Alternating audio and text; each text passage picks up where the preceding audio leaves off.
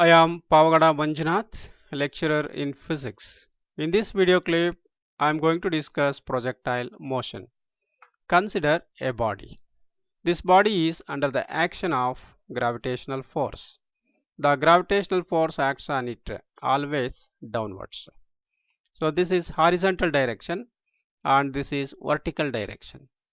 This is an external agent which can apply force on it. So now let us apply force by using it like this, and it moves like this. So it moves in this direction like this. So now this is the path along which the body is moved. In the absence of gravitational force, the body would have moved in the straight line like this because of inertia. But because of this gravitational force, at every point its direction is changing and it has followed this path. This path is not a semicircle, but it is a parabolic. Take this one here. Look at this body on which we apply force or we throw it into the space. This is known as the projectile. And this path is trajectory. So now this is the initial velocity.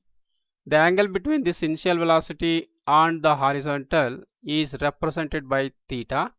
This is known as angle of projection. So this is u, initial velocity. So now let us further discuss few more details on projectile motion. This is a projectile. Let us assume its shadows move on x-axis and y-axis like this. Look here, their motion are according to the motion of this projectile. Let me repeat it like this. Now let us concentrate on x-axis motion. Look here, the shadow is moving like this. It is uniform speed, uniform motion. And now let us concentrate on this vertical motion. Its velocity is more in the beginning. As it rises, its velocity decreases because of the gravitational force. Let us observe. Look here, it is like this. Its velocity decreases, becomes 0, and velocity increases. So like this, the projectile motion can be imagined to be in two directions, that is along x-axis and along y-axis.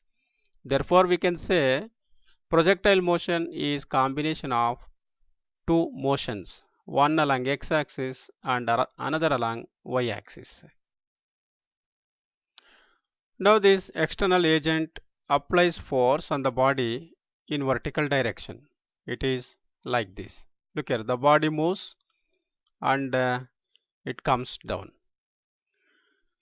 So in the beginning, the velocity is more.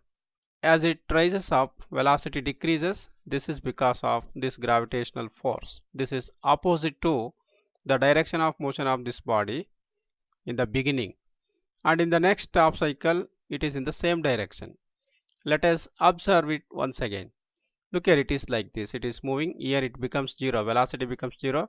Again velocity increases like this. And now let us assume the direction of force of application is along horizontal. When it is applied or the force is applied along horizontal, look here, it moves like this.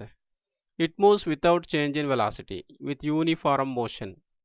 So along the horizontal direction, the motion is uniform because there is no opposite force to alter the velocity or the speed of this particle along horizontal. So now look here, both the forces are acting at a time, that is simultaneously. So this causes vertical motion and this causes horizontal motion. Combination of these two is like this. Look here, it is moving at different instants. These are the different positions.